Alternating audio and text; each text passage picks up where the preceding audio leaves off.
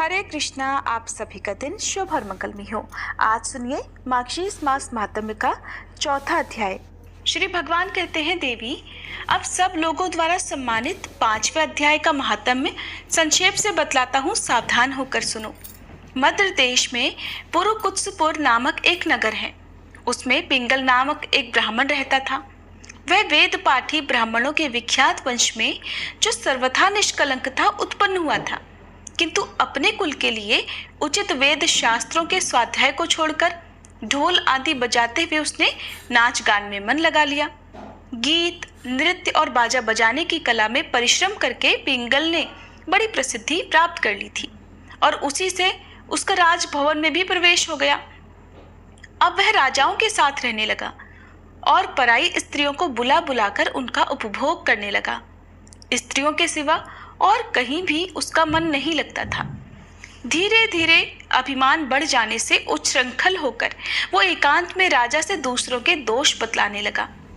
पिंगल की एक पत्नी थी जिसका नाम था अरुणा।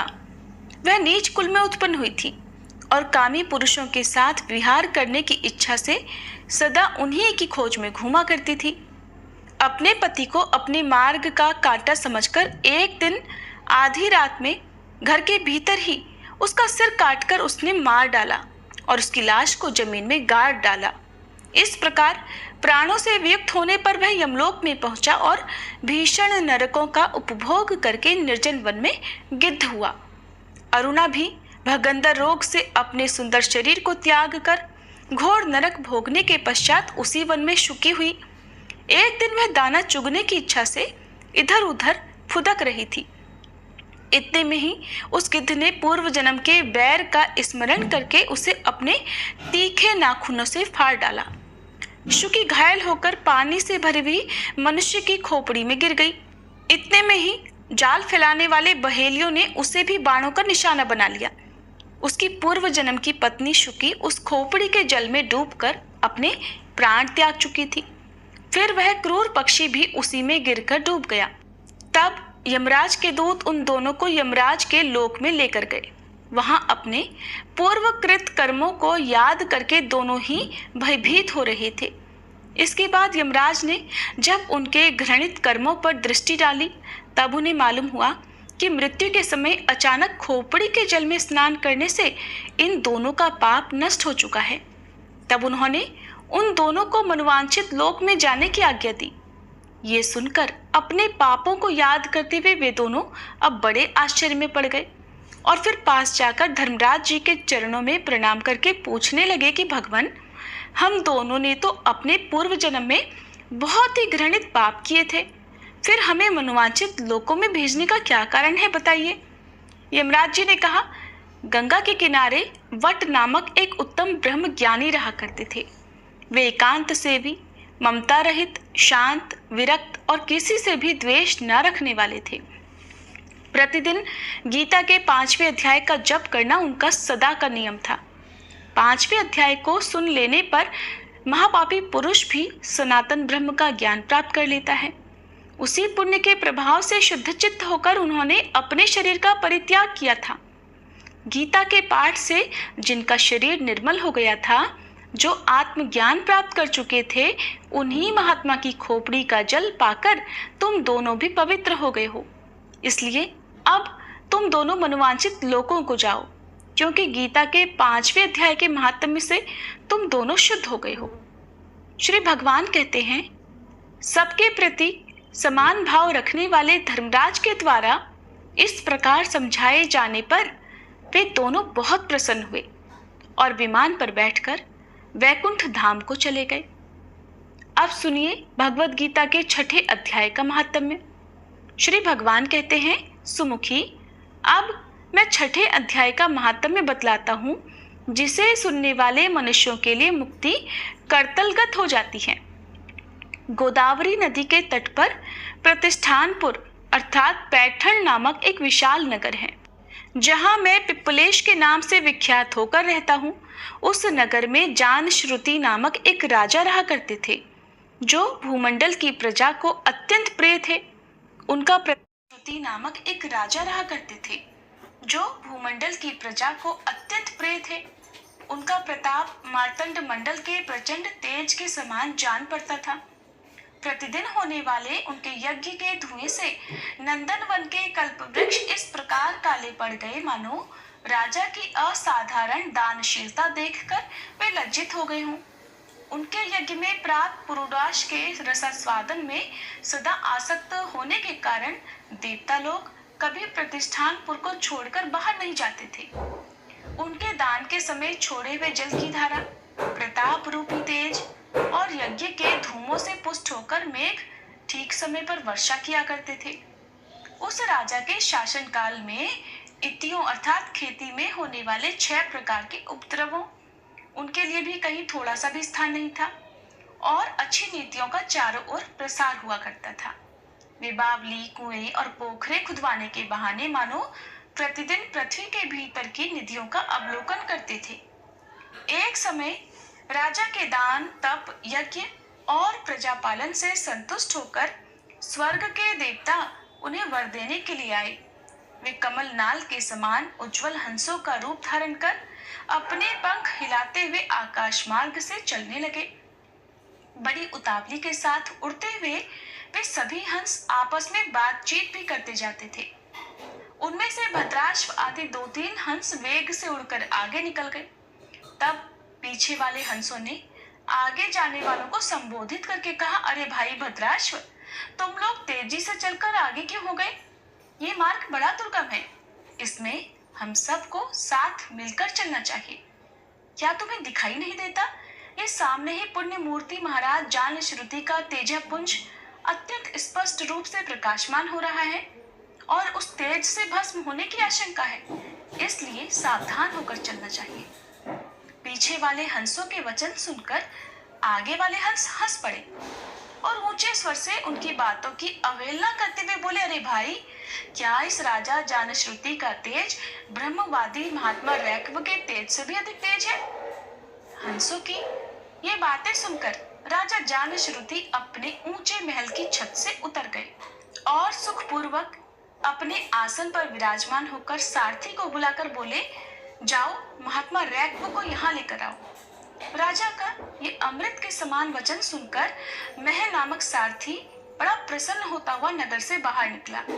सबसे पहले उसने मुक्तिदायिनी काशीपुरी की यात्रा की, जहाँ जगत के स्वामी भगवान विश्वनाथ मनुष्यों को उपदेश दिया करते हैं। उसके बाद वह गया क्षेत्र में पहुंचा, जहाँ प्रफुल्ल नेत्रों वाले भगवान गदाधर संपूर्ण लोकों का उद्धार करने के लिए निवास करते हैं। इसके बाद नाना तीर्थों में भ्रमण करता हुआ सारथी पाप नाशिनी मथुरापुरी में गया। ये भगवान श्री कृष्ण का आदि स्थान है, जो परम महान और मोक्ष प्रदान करने वाला है। वेद और शास्त्रों में वह तीर्थ त्रिभुवनपति भगवान गोविंद के अवतार स्थान के नाम से प्रसिद्ध है। नाना देवता और ब्रह्म ऋषि उसका सेवन करते हैं। मथुरा नगर कालिंदी यानी यमुना के किनारे शोभा पाता है। उसकी आकृति अर्धचंद्र के समान प्रतीत होती है। वो सब तीर्थों के निवास से परिपूर्ण है। परम आनंद प्रदान करने के कारण सुंदर लगता है। गोवर्धन पर्वत के होने से मथुरा मंडल की शोभा और भी बढ़ गई है। वह पवित्र वृक्षों और लताओं से घिरा हुआ है। उसमें 12 वन है। वह परम पुण्यमयी तथा सबको विश्राम देने वाले श्रुतियों के सारभूत भगवान श्री कृष्ण की आधार भूमि है। इसके बाद मथुरा से पश्चिम और उत्तर दिशा की ओर बहुत दूर तक जाने पर सारथी को काश्मीर नामक नगर दिखाई दिया, जहाँ शंख के समान उज्जवल गगनचुंबी महलों की पंक्तियां भगवान शंकर के अट्टहास की तरह शोभा पाती हैं, जहाँ ब्राह्मणों के शास्त्रीय आलाप सुनकर मूक मनुष्य भी सुंदर वाणी और पदों का उच्चारण करते हुए देवता के समान हो जाते हैं, जहाँ निरंतर होने वाले यज्ञ धूम से व्याप्त होने के कारण आकाश मंडल मेघों से धुलते रहने पर भी अपनी कालिमा नहीं छोड़ता, जहाँ उपाध्याय के पास आकर छात्र जन्मकालीन अभ्यास से ही सारी कलाएं स्वतः पढ़ लेते हैं, और जहाँ माणिकेश्वर नाम से प्रसिद्ध भगवान चंद्रशेखर देहधारियों को वरदान देने के लिए नित्य निवास करते हैं। कश्मीर के राजा माणिकेश ने दिग्विजय में समस्त राजाओं को जीतकर भगवान शिव का पूजन किया था। तभी से उनका नाम माणिकेश्वर हो गया था। उन्हीं के मंदिर के दरवाजे पर महात्मा रैक्व एक छोटी सी गाड़ी पर बैठे अपने अंगों को खुजलाते हुए वृक्ष की छाया का सेवन कर रहे थे। इसी अवस्था में सारथी ने उन्हें देखा।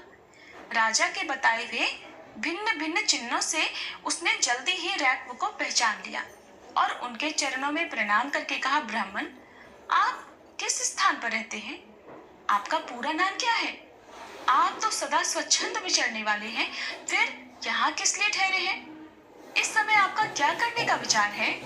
सारथी के ये वचन सुनकर परम आनंद में निमग्न होकर महात्मा रैक्व ने कुछ सोचकर उससे कहा, यद्यपि हम पूर्ण काम हैं, हमें किसी वस्तु की आवश्यकता नहीं है, फिर भी कोई भी हमारी मनोवृत्ति के अनुसार परिचर्या कर सकता है। महात्मा रैक्व के हार्दिक अभिप्राय को आदर पूर्वक ग्रहण करके सारथी धीरे से राजा के पास चल दिया।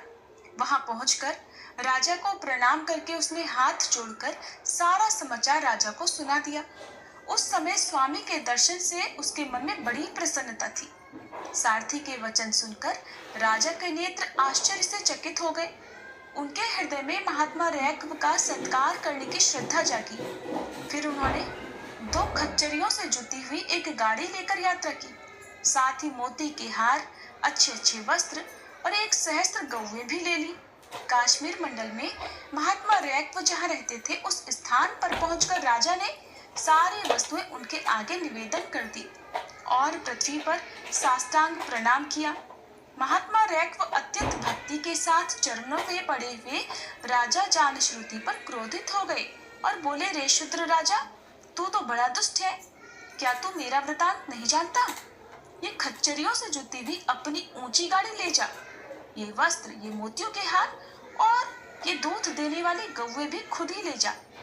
इस तरह आज्ञा देकर महात्मा रैक्व ने राजा के मन में भय उत्पन्न कर दिया। तब राजा ने शाप के भय से महात्मा रैक्व के दोनों चरण पकड़ लिए और भक्ति पूर्वक कहा, ब्राह्मण, मुझ पर प्रसन्न होइए। भगवान, आपने ये अद्भुत महात्म्य कैसे आया? प्रसन्न होकर मुझे ठीक ठीक बताइए। तब महात्मा रैक्व ने कहा, राजन, मैं प्रतिदिन गीता के 6ठे अध्याय का जप करता हूँ। इसी से मेरी तेजो राशि देवताओं के लिए भी दुस्सह है। इसके बाद परम बुद्धिमान राजा जानश्रुति ने यत्न पूर्वक महात्मा रैक्व से गीता के 6ठे अध्याय का अभ्यास किया। इससे उन्हें मोक्ष की प्राप्ति हुई। इधर रैक्व भी भगवान माणिकेश्वर के समीप मोक्षदायक गीता के 6ठे अध्याय का जप करते हुए सुख से रहने लगे। हंस का रूप धारण करके वरदान देने के लिए आए हुए देवता भी विस्मित होकर स्वेच्छानुसार वहां से चले गए। जो मनुष्य सदा इस एक ही अध्याय का जप करता है, वो भी भगवान विष्णु के ही स्वरूप को प्राप्त होता है, इसमें बिल्कुल भी संदेह नहीं। अब सुनिए भगवान श्री कृष्ण द्वारा दिए गए भगवत गीता का संदेश। इस अध्याय में भगवान कृष्ण अर्जुन को बताते हैं ज्ञान का रहस्य और विस्तृत विश्लेषण। यहाँ श्री कृष्ण अर्जुन को बताते हैं कि ये ज्ञान उन्होंने सूर्य को बताया था और वो कहते हैं कि ये ज्ञान बहुत ही गुप्त विषय है। इस ज्ञान को करोड़ों वर्ष पहले सूर्य को दिया गया था और समय के साथ अधर्म के बढ़ते हुए ये ज्ञान विलुप्त हो गया। ज्ञान का अर्थ है कि ज्ञान का अनादर नहीं होना चाहिए, अर्थात हमें इस ज्ञान को जानने के बाद अपने जीवन में इस ज्ञान को लागू भी करना चाहिए। ये ज्ञान भगवान कृष्ण अर्जुन को उनका भक्त होने के कारण देते हैं और ये ज्ञान आज हम तक आ रहा है। ये भी भगवान श्री कृष्ण की कृपा ही है कि हमें ये गुप्त रहस्य मिला है, तो हमें अवश्य इसका लाभ भी उठाना चाहिए। जब भगवान श्री कृष्ण अर्जुन को बताते हैं कि ये ज्ञान पहले उन्होंने सूर्य को दिया था, तब अर्जुन के मन में एक शंका उत्पन्न होती है। वो श्री कृष्ण से पूछते हैं कि हे मधुसूदन, आपका जन्म तो द्वापर युग का है और सूर्य का जन्म तो बहुत पुराना है, अर्थात कल्प के आदि में ही हो चुका था। तब भगवान कृष्ण अर्जुन को बताते हैं कि हे अर्जुन, तू ये जानता है कि मेरा जन्म अभी का है, परंतु ये अधूरा सत्य है। तब भगवान कृष्ण अर्जुन की शंका को दूर करते हुए एक और रहस्य उसे बताते हैं। वो कहते हैं कि मैं अजन्मा, अविनाशी और समस्त प्राणियों का ईश्वर हूँ और मैं हर युग में अपनी योग माया से प्रकट होता हूँ। अर्थात श्री गीता का ज्ञान भगवान पहले भी दे चुके हैं और आगे भी समय समय पर जब भी इस धरती पर अधर्म बढ़ेगा तब जन कल्याण के लिए वो ये ज्ञान देते रहेंगे। धर्मस्य तदात्मानं सृजाम्यहम्। अर्थात जब जब धर्म की हानि होती है और नीच अहंकारी व्यक्ति बढ़ जाते हैं और वे अन्याय करते हैं कि जिसका वर्णन नहीं किया जा सकता, तब तब धर्म की रक्षा के लिए मैं जन्म लेता रहूंगा। श्री कृष्ण कहते हैं कि जब व्यक्ति काम, क्रोध, मद और लोभ में फंसकर दूसरे लोगों पर अत्याचार शुरू कर देता है तब वो तीनों लोकों में ही सजा पाता है। लेकिन यदि व्यक्ति काम, क्रोध, मद और लोभ को खत्म कर खुद को श्री कृष्ण को समर्पित कर देते हैं तो वो मोक्ष को प्राप्त होते हैं। भगवान कृष्ण अर्जुन से कहते हैं कि जो मनुष्य मुझे निरंतर ध्यान करते हैं उनके सभी अवगुणों का मैं नाश कर लेता हूँ। अर्जुन को व्याकुल देखकर भगवान श्री कृष्ण उससे कहते हैं कि हे अर्जुन, मन की शांति पाने के लिए कर्म के फल से बचना चाहिए। यदि कर्म करते हुए तुम फल की चिंता करोगे तो तुम्हारी बुद्धि विचलित हो जाएगी, तुम्हारा मन एकाग्र नहीं रहेगा और ना ही तुम सही ढंग से कार्य कर पाओगे। इसलिए भगवान श्री कृष्ण कहते हैं कि हमें निष्काम कर्म करना चाहिए। निष्काम कर्म वो कर्म होता है जिस कर्म को भगवान का ध्यान करके बिना किसी परिणाम की चिंता के किया जाए, और ये कर्म सदा भगवान की सेवा में होता है और ऐसे कर्मों का फल भी भगवान स्वयं अपने भक्त को समय आने पर जरूर देते हैं। अब भगवान श्री कृष्ण अर्जुन को कर्म और अकर्म में भेद बताते हैं। कहते हैं कि कर्म का अर्थ होता है कुछ करना और अकर्म का अर्थ होता है कुछ करके भी ना करना। अर्थात कर्म और अकर्म के फल को दोनों को ही श्री भगवान के चरणों में समर्पित कर देना अकर्म कहलाता है। जो व्यक्ति शास्त्रों के अनुसार कर्म करता है वह यानी पंडित होते हैं और ऐसे व्यक्ति के सभी कर्म शून्य हो जाते हैं। अर्थात ऐसा व्यक्ति उन्नति तो बहुत पाता है लेकिन उस पर अहंकार ना करते हुए उस कर्म को और उसके फल को दोनों को ही श्री भगवान के चरणों में रख देता है तो वो मोक्ष की प्राप्ति अवश्य करता है और तीनों ही लोकों में सुख भी भोगता है। श्री कृष्ण अर्जुन को समझाते हैं कि ये सभी विषय रहस्यात्मक विषय हैं जिसे समझना कठिन है। इसके लिए हमें समर्थ गुरु की शरण में जाना चाहिए क्योंकि वो हमें ज्ञान को जानने में सहायता प्रदान करते हैं और सभी पापों से मुक्त कराते हैं, हमारे मन की उलझनों को दूर करते हैं, भगवान पर श्रद्धा भक्ति करना सिखाते हैं। गुरुजनों की सहायता से व्यक्ति सही गलत का चुनाव करने योग्य भी बनता है और अधर्म कार्य करने से भी बचता है। इस प्रकार भगवान श्री कृष्ण अर्जुन को चेतावनी देते हैं कि हे अर्जुन, अपने मन से हर उलझन को, हर शंका को दूर कर दो, क्योंकि शंका जन्म देती है अज्ञानता को। अर्थात ज्ञान और कर्म योग को जानकर युद्ध में लग जाओ और अपना गांडीव उठा लो। हे अर्जुन, युद्ध करो। इस प्रकार कर्म करते हुए जब तुम भगवान के चरणों में खुद को समर्पित कर दोगे तब ना तो युद्ध से भागोगे और ना ही युद्ध में हार पाओगे, क्योंकि भक्त की हार में ही भगवान की भी हार होती है। श्री कृष्ण कहते हैं कि हे अर्जुन, साधुओं की रक्षा, पापियों का विनाश और धर्म की स्थापना करने के लिए मैं प्रत्येक युग में जन्म लेता हूँ। जो मेरे इस अलौकिक जन्म और कर्म का तत्व जान लेता है वो मृत्यु होने पर फिर बार बार जन्म के और मरण के बंधन में नहीं बंधता और मुझ में ही लीन हो जाता है। श्रीमद् भागवत गीता चौथा अध्याय समाप्त। अब सुनिए मार्गशीर्ष मास महात्म्य का आज का अध्याय। देवी पार्वती ने भगवान शिव से पूछा, हे प्रभु, का आज का अध्याय।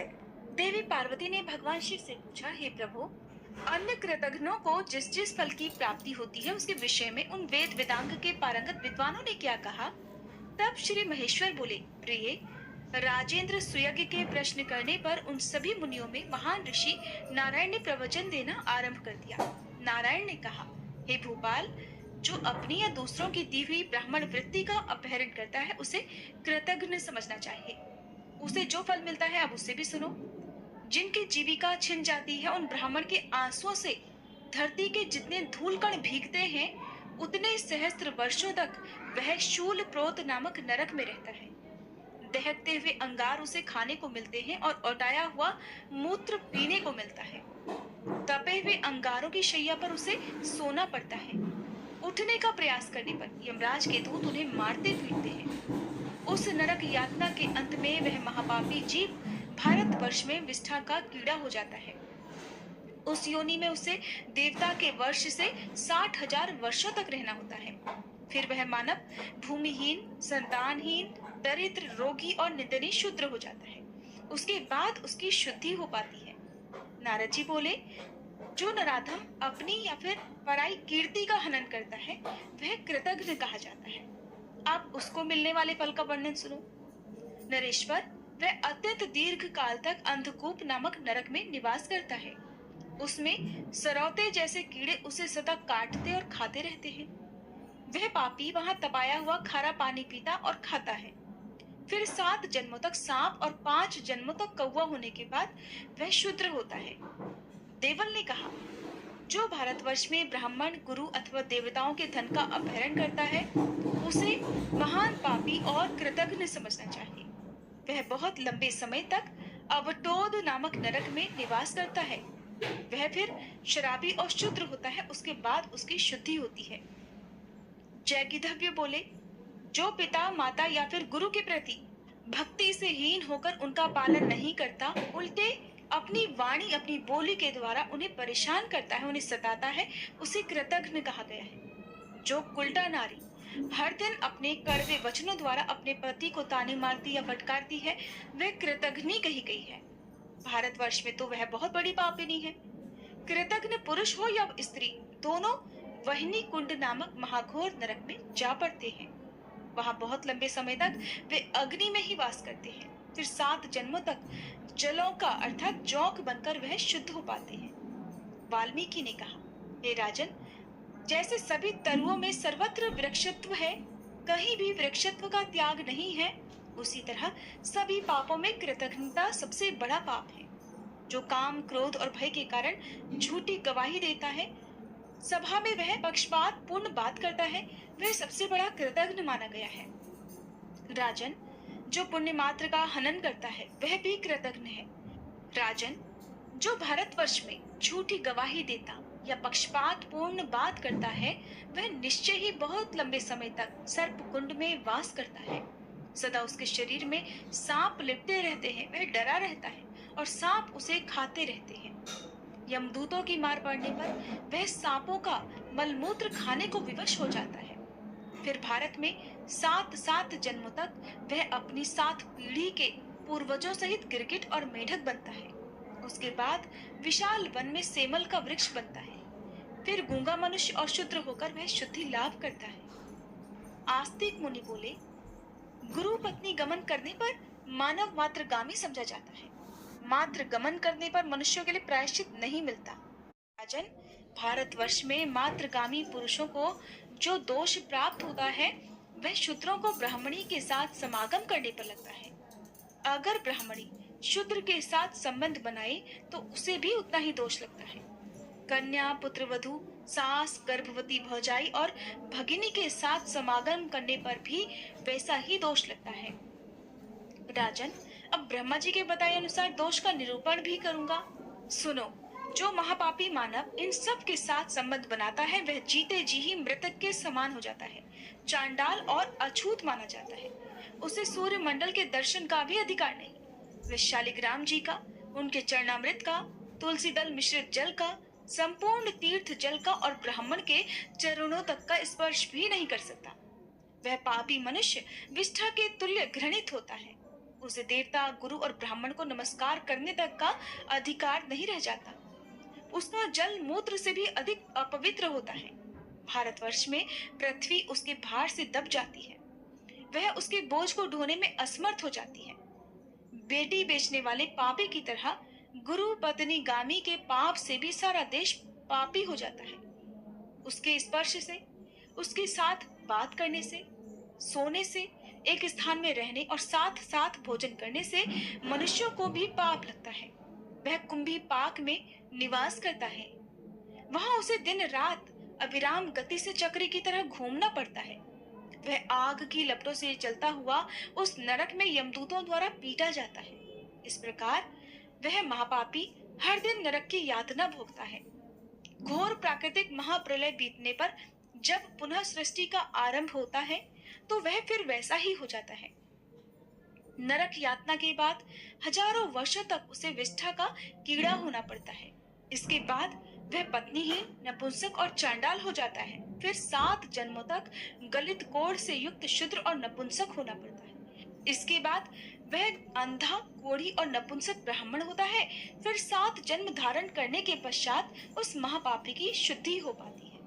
मुनि बोले, इस प्रकार हमने शास्त्र के अनुसार सब बातें बताई। राजन, तुम इन विप्रवर को प्रणाम करो जिन्होंने तुम्हें श्राप दिया है, और निश्चय ही इन्हें अपने घर को लौटाकर वापस ले चलो। वहां यत्न पूर्वक ब्राह्मण देवता का पूजन करके इनका आशीर्वाद ग्रहण करो। महाराज, इसके बाद शीघ्र ही वन को जाओ और तपस्या करो। ब्राह्मण के श्राप से मुक्ति मिलने पर फिर यहाँ वापस आ जाओगे। पार्वती जी ऐसा कहकर सभी मुनि, देवता, राजा और बंधु वर्ग तुरंत ही अपने अपने स्थान को चले गए। देवी पार्वती ने पूछा, हे प्रभु, मुनि समूहों के चले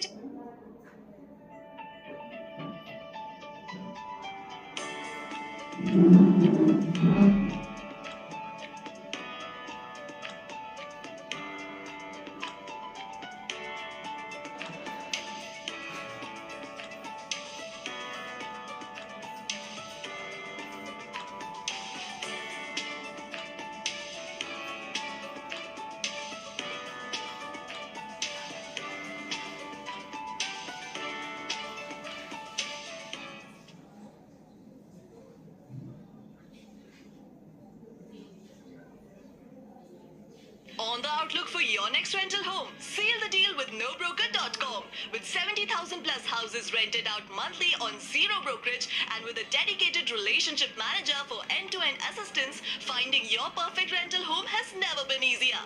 Don't keep waiting. Get owner contacts now on nobroker.com.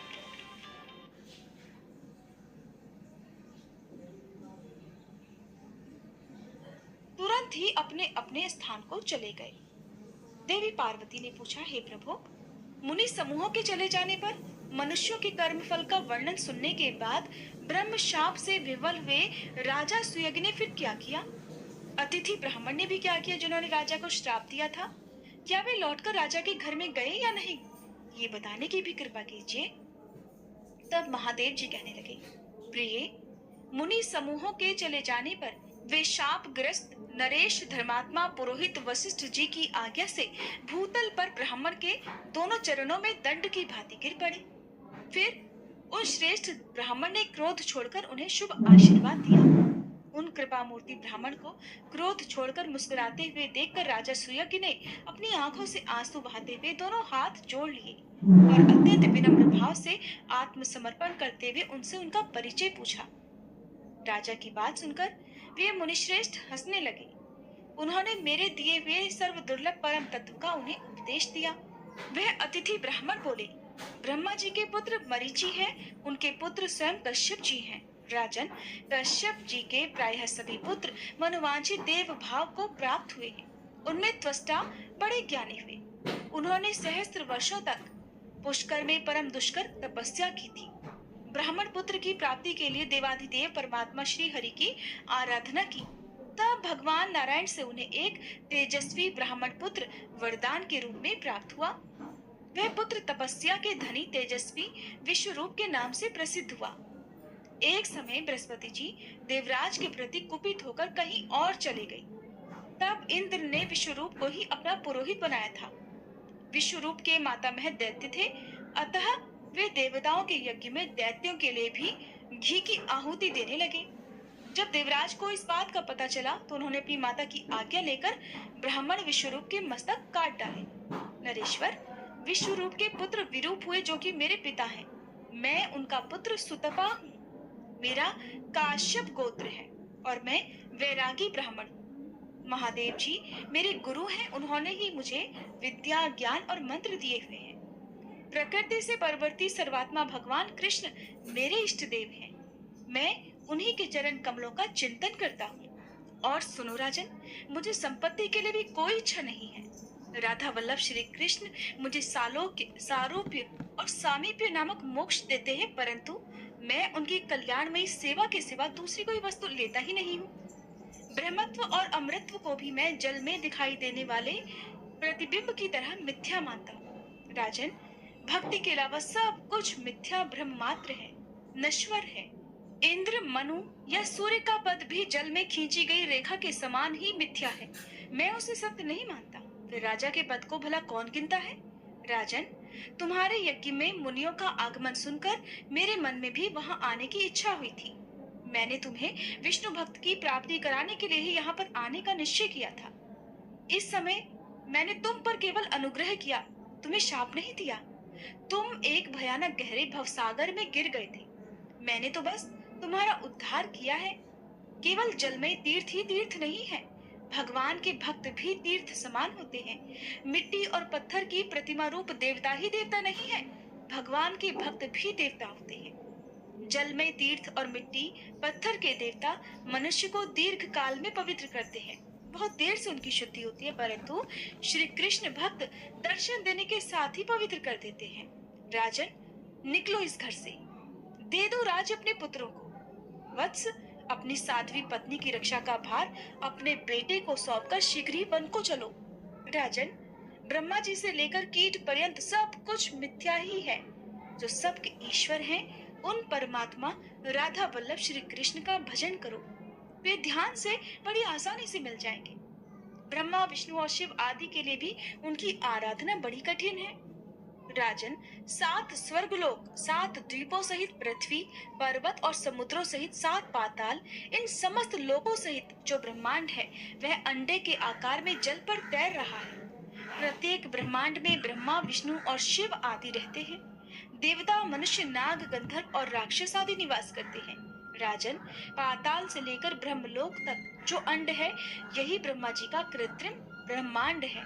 ये जल में शयन करने वाले शुद्र विराट विष्णु जी के नाभि कमल पर उसी तरह विराजमान है जैसे कमल की कर्णिका में बीज रहा करता है। इस प्रकार सुविस्तृत जल शैया पर शयन करने वाले वे प्राकृत महायोगी क्षुद्र विराट विष्णु भी प्रकृति से परवर्ती ईश्वर, सर्वात्मा, कालेश्वर श्री कृष्ण का ही ध्यान करते हैं।